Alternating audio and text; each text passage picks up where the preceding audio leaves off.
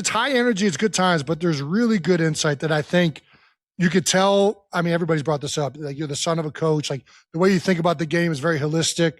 You're very caught up with the analytics. Like, I'm not telling you anything you know, but as a player, we all just enjoy how much you put into it, and it's apparent.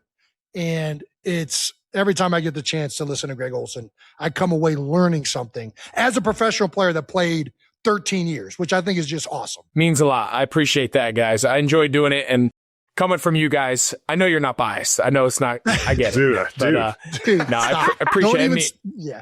It means a lot more coming from you guys than you know. So I appreciate that. All right. Now let's get into this Bills-Broncos game right now. The Bills are taking some heat. McDermott just got canned. And Josh Allen is getting some heat for not beating the Broncos.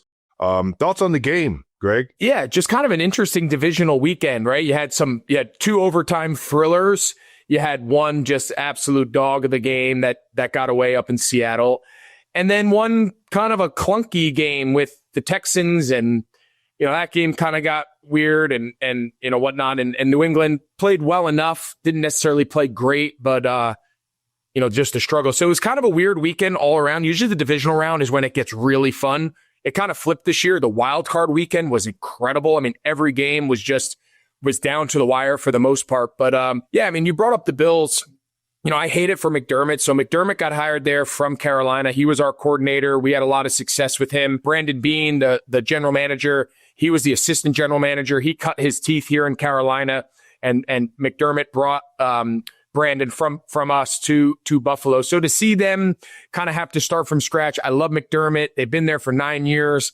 A lot of those coaches are guys that I played for and worked with. So you guys know it sucks to see guys lose their job in any team, right? Yeah, no one roots for coaches to be fired. Players especially hate it.